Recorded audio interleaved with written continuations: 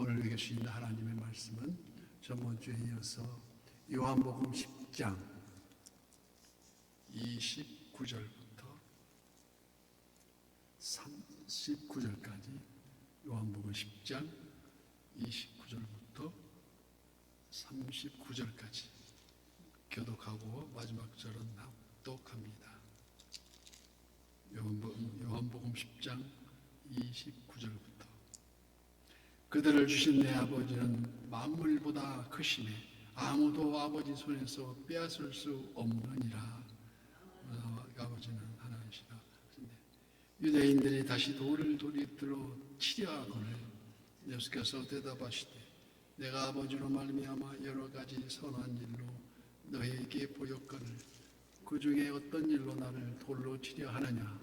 유대인들이 대답하되 선한 일로 말미암아 우리가 너를 돌로 치려 하는 것이 아니라 신성모독으로 인함이니 네가 사람이 되어 자칭 하나님이라 함이로다.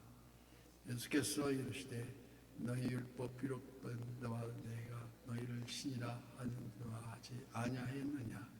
성경은 패하지 못하노니 하나님의 말씀을 받는 사람들을 신이라 하셨거늘 하물며 아버지께서 거룩하게 하사 세상에 보내신 자가 나는 하나님의 아들이라 하는 것으로 너희가 어찌 신성모독이라 하느냐.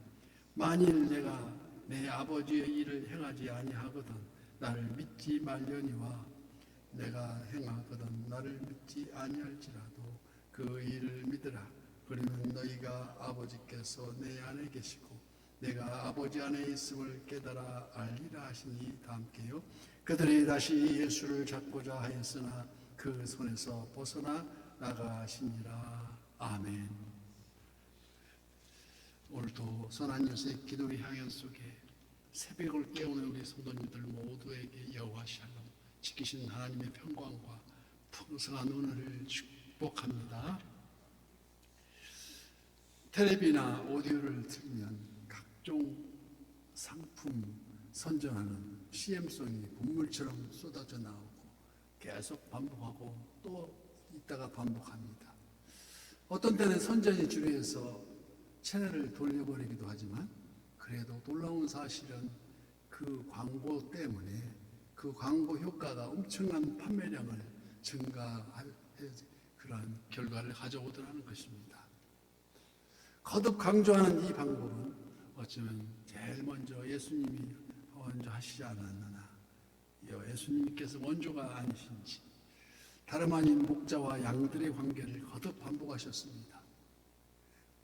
내가 그들에게 영생을 주노니 영원히 멸망하지 아니할 것이요 또 그들을 내 손에서 빼앗을 자가 없느니라 말씀하는 관계, 그런 관계의 비유를 계속해서 오늘 보면 29절 말씀에도 그들을 주신 내 아버지는 만물보다 크시매 아무도 아버지 손에서 빼앗을 수 없느니라. 여기 그들이라면 예수님을 나의 세이비어, 나의 구주로 영접한 자. 그래서 진정 나는 주님이 나의 주인이니까 나는 종의 신분으로 주인 말에 절대 순종하는 자를 말합니다. 그래서 살아계신 주님의 말씀이 육신이 되어 우리 가운데 역사하시는 우리 가운데 거하시니 우리가 그의 영광을 보니 아버지의 독생자의 영광이요 은혜와 진리가 충만하더라. 이는 심지어 언제부터입니까? 에베소 1장 4절 말씀에 하나님으로부터 창세전부터 택정하셨다고 했습니다. 곧 창세전에 그리스도 안에서 우리를 택하사 우리로 사랑 안에서 그 앞에 거룩하고 흠이 없게 하시려고. 이 때문에 예수님 품에 있는 양은 어느 누구도 빼앗을 수가 없다는 말씀입니다. 이 세상 모든 것은 서로 견주어서 비교할 수 있는 상대적 관계이지만 창조주 하나님은 무소부재 전지전능하시고 알파와 오메가 처음과 마지막 되시오 절대자라는 말씀이십니다. 물결이 거세게 흐르는 징검다리를 건널 때 함께 가던 어린 아들이 아빠의 손을 건성건성 잡고 간다면 잘못 놓쳐서 미끄러질까 불안하지만 힘센 아버지가 그 아들의 손을 꼭 붙잡고 건너가면 안전하고 든든하게 할 것입니다. 이와 같이 우리도 마지못해 예수님의 손을 건성건성 잡고 죄악의 홍수가 도도히 흐르는 이 세상을 건너려 한다면 때때로 불안하지고 위태한 경우가 한두 번이 아니라는 것입니다. 우리는 옛뱀의 유혹에 넘어간 인류 조상 아담과 하와가 에덴 동산, 행복 동산에서 쫓겨난 이후 지금도 그 옛뱀의 후에 사단 마귀가 우는 사자같이 두루 다닌다고 말씀합니다.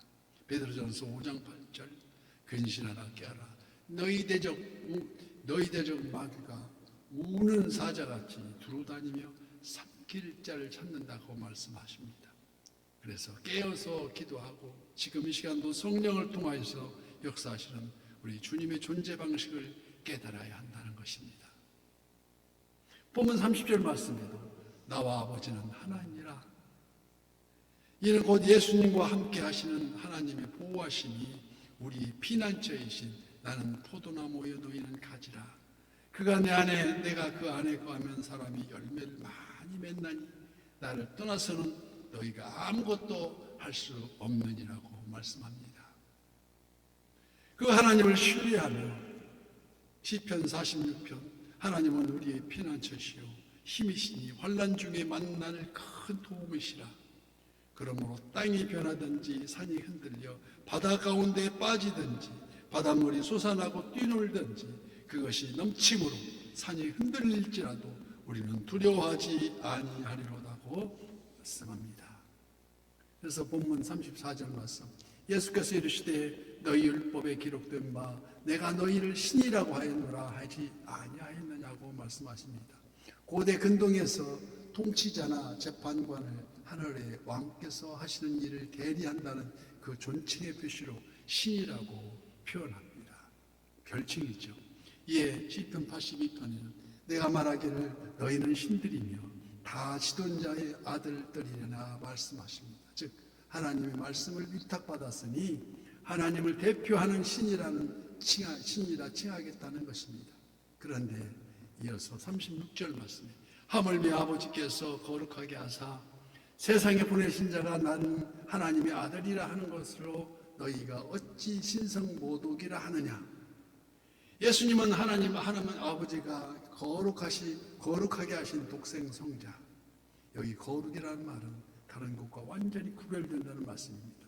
또 구별되어서 하나님께 완전 합당하심을 뜻하는 말씀입니다. 그래서 구약성경에서 거룩해야 하는 네 가지가 있는데 첫째가 출애굽기 20장에 나오는 안식일을 거룩하게, 레위기 16장에서 제단을 거룩하게, 세 번째는 역대하 26장에서 제사장을 거룩하게, 그죠? 레위기 1장 5절 말씀 선지자를 거룩하게 해야 된다고 말씀하십니다. 이는 근본 창세기 3장 15절 원시복음이라 말씀하죠. 그 근거로 하여서 메시아의 최초 예언 내가 너로 여자와 원수가 되게 하고 내 후손도 여자의 후손과 원수가 되게 하리니 여자의 후손은 내 머리를 상하게 할 것이요 너는 그 발꿈치를 상하게 할 것이니라고 말씀하셨듯이 즉 예수님은 여자의 후손으로 모든 죄로부터 구별을 되어 흠이 없으신 단번에 드리는 구속의 제물로서 십자가 대속의 보혈로 인류를 죄에서 구속하여 주시고 장사된 지 사흘 만에 부활의 첫 열매가 되시고 제자들에게 직접 찾아오셔서 우리의 번영 천국 영생의 사명에 그 사명을 위임하시기 위하여서 이는 바로 오늘 주님의 몸된 교회의 각각 저마다 은사대로 여기에 모인 우리 모두가 주의 은총받은 자로서 주께서 이 자리에 함께 계심을 아노라고 찬양하고 있습니다. 복된 소식, 복된 사명을 잘 감당해낼 줄 믿습니다. 이어서 38절 하반절에 그러면 너희가 아버지께서 내 안에 계시고 내가 아버지 안에 있음을 깨달아 알리라고 말씀하십니다.